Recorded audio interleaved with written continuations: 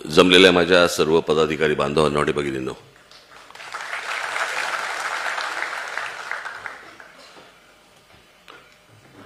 तुम्ही माझी इथे वाट बघताय, मी तुमची तिथून वाट बघत होतो. खूप लोक येऊ शकले नाहीत पावसामुळे आणि आजच अचानक खूपच जास्ती पाऊस सुरू झाला. दरवाजा बंद कर रे, माझ्या डोळ्यावर लाईट येते. तो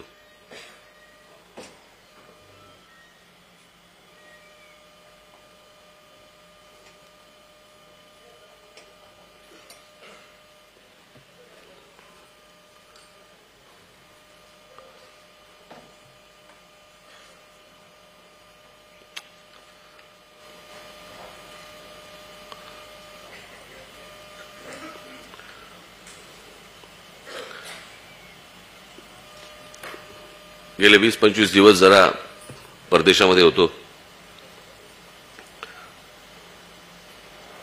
अमेरिकेमधल्या बृहन महाराष्ट्र मंडळाने मला तिथे बोलवलं होतं.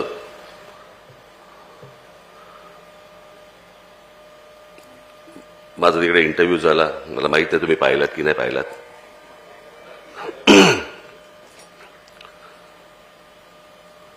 परदेशस्थ सर्व मराठी बांधव भगिनी तिकडे मला भेटले.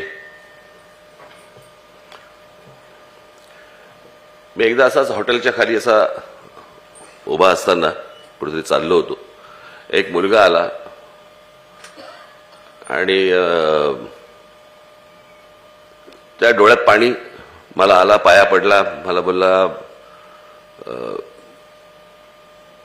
काही करा. मला बोलले काय साहेब काही करा, पण तुम्ही माझ्या रेस्टॉरंटला आलं पाहिजे. शिवलकर ना नाव त्याचं, शिवलकर. मी म्हटलं मी बघतो, म्हटलं कसा मला वेळ मिळतोय. नाही नाही मला माहिती नाही, मला तुम्ही यायलाच पाहिजे, काही करून यायला पाहिजे, जेवायला यायला पाहिजे. म्हटलं मी जेवणाचं नाही सांगत, म्हटलं मी म्हटलं यायचं बघतो. नाही नाही बघतो ना, मला यायलाच पाहिजे. मी म्हटलं काय म्हणजे काय. मला बोलला तुमची लहानपणी भाषणं ऐकून मी प्रेरणा घेऊन परदेशामध्ये आलो आणि इथे रेस्टॉरंट सुरू केली.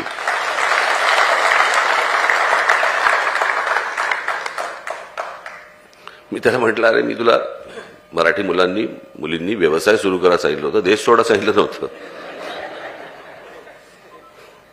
पण तरी ही मुलं, अनेक मुली या इथून जाऊन परदेशामध्ये स्वतःचं अस्तित्व निर्माण करतात. मी तुम्हाला सांगतो, मी जेव्हा तिथे गेलो खरंच थक्क झालो. मी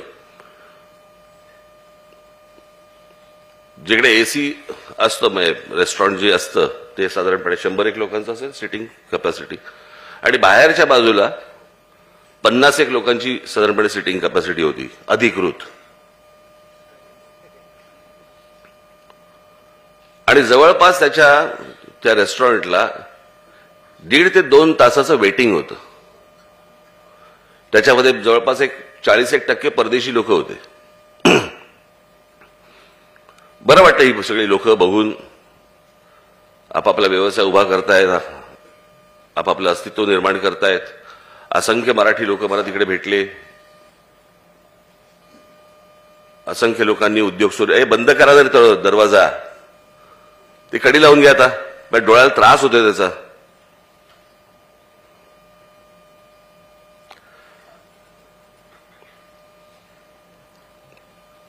मग ते सगळं ते माझं बघून मी तिकडे म्हटलं, मी कदाचित तुम्ही ऐकलं असेल, कडी लावून घे कडी, आणि संध्याकाळी टीव्हीवर बघ म्हणा. आता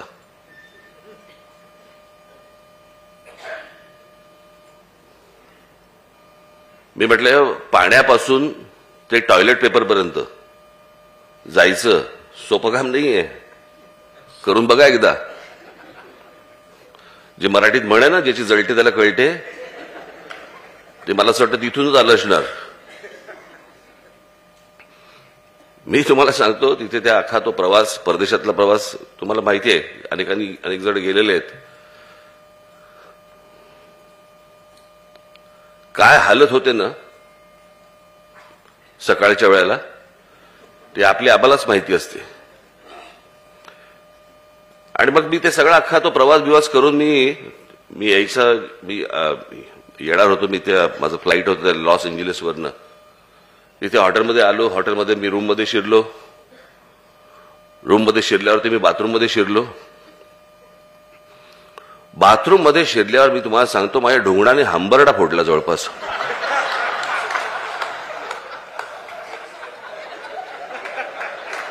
तो जेट स्प्रे तिकडे बघितल्या मला म्हणजे आनंदाश्रू आवरेनात त्याला.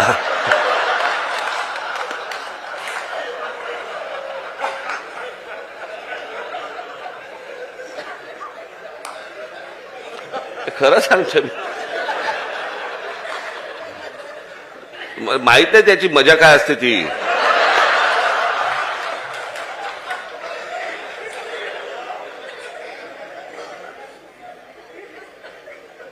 हुमसा हुमशी हो, म्हणजे मी तुम्हाला काय सांगू.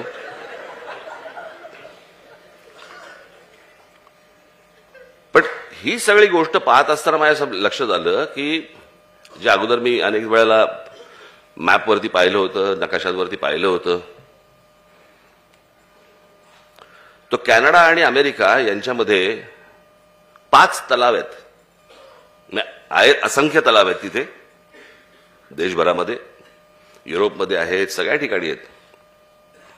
पण हे जे 5 तलाव आहेत, स्पेसमधनं अवकाशामधनं दिसणाऱ्या ज्या गोष्टी आहेत पृथ्वीवरच्या, त्याच्यामध्ये हे 5 तलाव आहेत. म्हणजे विचार करा केवढे मोठे तलाव आहेत.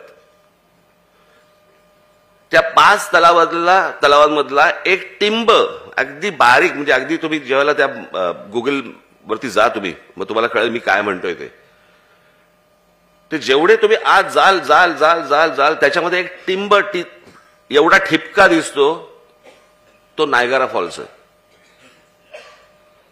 जगामधला सगळ्यात मोठा धबधबा तो एवढासा तो दिसत पण नाही, मॅपवरती दिसत पण नाही तुम्हाला. आतपर्यंत तिथपर्यंत जावं लागतं आणि त्याच्यानंतर तुम्हाला तो नायगारा फॉल्स दिसतो.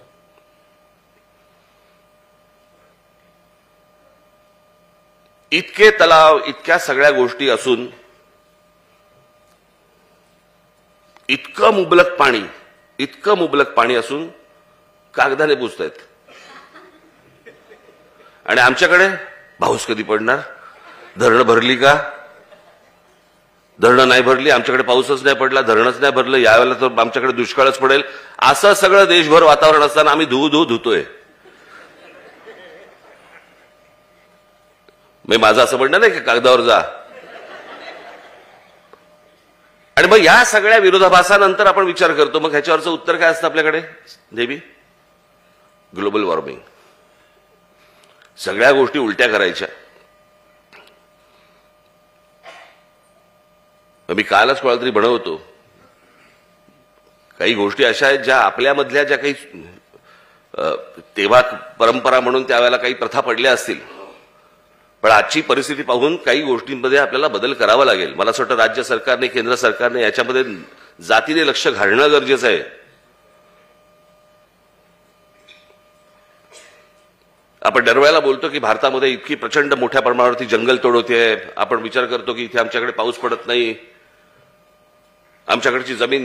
मी मागे म्हटलं होतं नाही का, मराठवाड्याबद्दलचा एक रिपोर्ट आला होता, मी तुम्हाला सांगितलं होतं की तिथे जर परिस्थिती आत्तासारखी जर अशीच जर समजा राहिली तर पुढच्या साधारणपणे 30-40 वर्षात मराठवाड्याचा वाळवंट होईल. आणि त्या मराठवाड्याचा वाळवंट झाल्यावरती जर परत पुन्हा ती परिस्थिती जर आणायची असेल आत्तासारखी, जर अगोदरच्या सारखी, तर साधारणपणे 150 ते 200 वर्ष लागतील.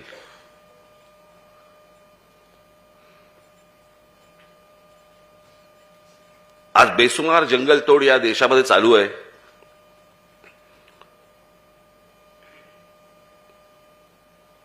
अनेक ठिकाणी आपण बघितलेलं आहे की बाबा अनेक हजारो एकर जमिनी याच्यामध्ये जंगलतोड सुरू आहे. मी आल्यावरती याच काही गोष्टींच्या बद्दल मी विचार करत बसलो होतो की हे सगळ्या गोष्टींकडे कसं बघायचं आपण. आपल्यातल्या काही गोष्टी देखील आपण सुधारणं गरजेचं आहे. आज या देशामध्ये जी बेसुमार जंगलतोड होतीये, लाकडं जी कापली जात आहेत ती कशासाठी कापली जात आहेत? दरवेळेला होळी आली की आम्ही सांगायचं लाकडं जाळू नका, झाडं वाढवली पाहिजेत, सगळ्या गोष्टी केल्या पाहिजेत.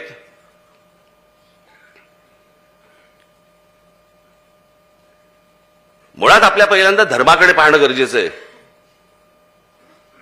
आपल्या धर्मामध्ये, या देशामध्ये हजारो लोक आज ज्याला जातात मरतात, त्यांचे अंतिम संस्कार हे लाकडावरती होतात. ही लाकडं कुठून येतात? आज ती जी जंगलतोड होते, त्या सगळ्या जंगलतोडीचा सर्वाधिक जर समजा लाकडाचा पुरवठा जर कुठे होत असेल तो स्मशानभूमीमध्ये होतो. आणि इलेक्ट्रिकवरच्या ज्या काही तुमच्या आहेत त्या काय म्हणतात त्याला, विद्युत दाहिनी, याचं देशभरामधलं प्रमाण 0.1% पण नाहीये. आपणच आपल्या धर्मामधल्या अनेक या सगळ्या परंपरा या सगळ्या जगवण्यासाठी म्हणून आपण इतक्या मोठ्या प्रमाणावरती जंगलतोड करतो. मला असं वाटतं याच्यामध्ये सुधारणा होणं गरजेचं आहे. थोडीशी या बाबतीत विचार बदलणं गरजेचं आहे. आपल्याला वाटत असेल की आपण काय काय करतोय, आपण धर्माबद्दल बोलतोय, ही परंपरा पारंपरिक आजपर्यंत चालू झाली, पण काही गोष्टी आपल्याला बदलाव्या लागतील. ज्यांच्याकडे मुबलक जंगलं आहेत जगभरामध्ये, त्यांच्याकडे खाली पुरतायत, आणि आमच्याकडची जंगलतोड ही सगळ्यात मोठ्या प्रमाणावरती होते. ती जात आहेत कुठे लाकडं, ही पण पाहणं गरजेचं आहे. पण मला असं वाटतं राज्य सरकारने, केंद्र सरकारने या विद्युत दाहिन्यांचं प्रमाण सगळ्यात जास्ती वाढवलं पाहिजे. त्याशिवाय होणार नाही ही गोष्ट, थांबणार नाही ही गोष्ट. आपण भविष्यात येणाऱ्या पुढच्या पिढ्यांसाठी आपण काय वाढून ठेवतो, काय करून ठेवतो.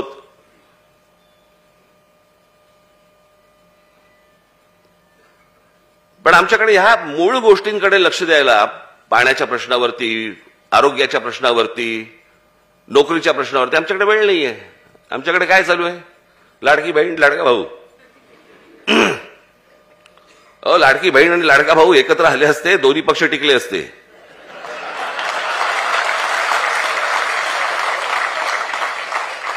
योजना कशाला पाहिजे त्याच्यासाठी? बहिणीला 1,500 रुपये देणार आणि काहीतरी असंच आहे ना, 1,500 रुपये महिने वगैरे आहेत का पैसे मुळात राज्य सरकारकडे? रस्त्यावरचे खड्डे बुजवायला नाही आहेत. हे इथून कुठचे खड्डे बुजवणार आहेत?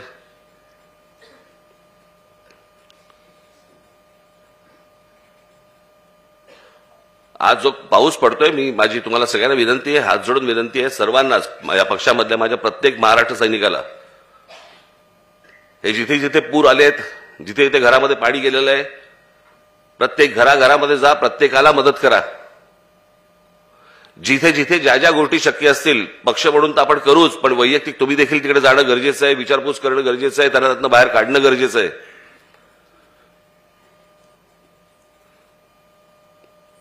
मूळ महाराष्ट्राचे जे प्रश्न आहेत, मला असं वाटतं या महाराष्ट्राच्या प्रश्नांकडे आपण सर्वांनी लक्ष देणं गरजेचं आहे. हेच मला असं वाटतं येणाऱ्या भविष्यातल्या विधानसभेचं तुमचं कॅम्पेन असलं पाहिजे, तुमचा प्रचार असला पाहिजे. एकमेकांवरती शिव्या द्यायच्या फक्त,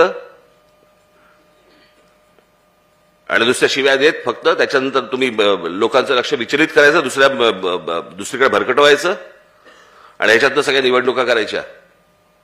हाताला काही लागणार नाही. निवडून आले, काल त्या सगळ्या यादीवरती मी बसलो होतो. अशी परिस्थिती मी आजपर्यंत कधी पाहिली नाही. सगळे मतदारसंघ पाहत होतो महाराष्ट्रातले, आणि महाराष्ट्रातल्या मतदारसंघामध्ये इथे कोण आमदार आहे, साहेब हा फलाना, पण हा आमदार आहे, हा आता हा कुठच्या पक्षात आहे, विचारावं लागतं. कोण कुठे गेलाय, कोण कुठच्या पक्षात आहे, काही समजत नाही, काही कळत नाही.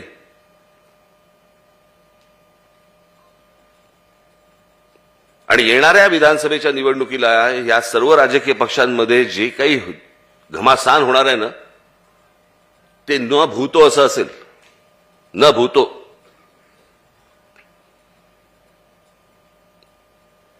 मला कोणीतरी सांगितलं, आपल्या काही पक्षामधले काही 1-2 काही पदाधिकारी कुठच्याही पक्षात जायचे,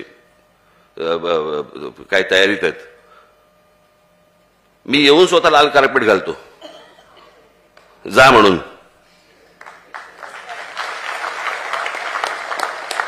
आणि जो भविष्याचा सत्यानाश करून घ्याल तो घ्यालच. त्यांचं स्थिर नाहीये, तुम्हाला कुठे डोक्यावर घेणार आहेत? गेल्या लोकसभेला काय झालं बघितलं ना? वर्षापर्यंत घुसले. आता या सगळ्या विधानसभेच्या वेळेला कुठे कुठे घुसतील काही माहित नाही.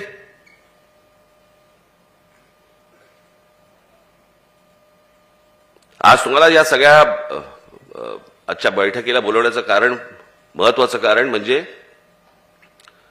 हे सगळे जे सर्वे बिर्वे असतात ना, कोणाकडे ह्यांच्याकडनं सर्वे करून घ्या, त्याच्याकडनं सर्वे करून घ्या, याच्याकडनं ते किती फिरतात काय फिरतात आपल्याला माहित नाही.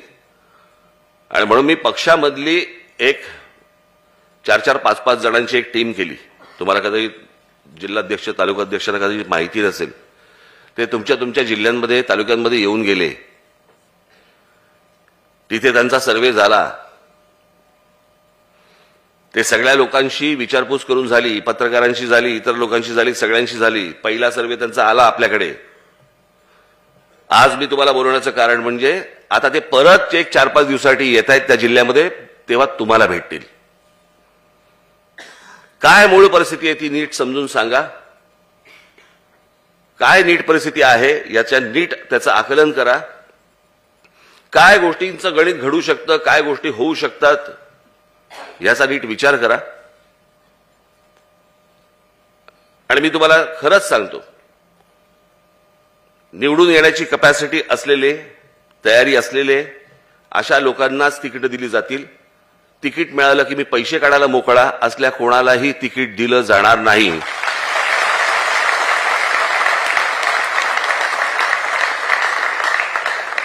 कोणालाही तिकीट दिलं जाणार नाही. तुम्ही जे बोलाल, तुम्ही जे सांगाल, जे आपले जिल्हाध्यक्ष, तालुकाध्यक्ष, आज अनेक लोक येऊ शकले नाहीत पावसामुळे, पण जे जिल्हाध्यक्ष, तालुकाध्यक्ष, शहर अध्यक्ष जे कोणी आहेत, जी माहिती आहे ती नीट प्रामाणिकपणे द्या. कारण तुम्ही दिलेली माहिती देखील चेक केली जाणार.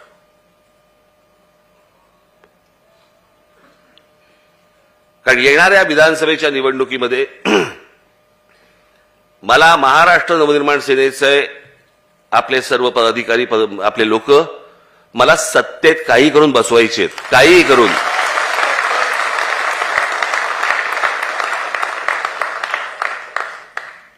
अनेक लोक हसतील, हसू देत, काही कारण, मला काही हरकत नाही त्याला. पण ती गोष्ट घडणार म्हणजे घडणार. सगळेच जण आम्ही त्या तयारीने लागलेलो आहोत. तुमच्यापर्यंत ही सगळी लोक येतील आणि मग त्याच्यानंतर युती होईल का, आपल्याला कोणत्या जागा मिळतील, असला कोणताही विचार मनामध्ये आणू नका. जवळपास 250 ते 250 जागा आपण लढवणार आहोत.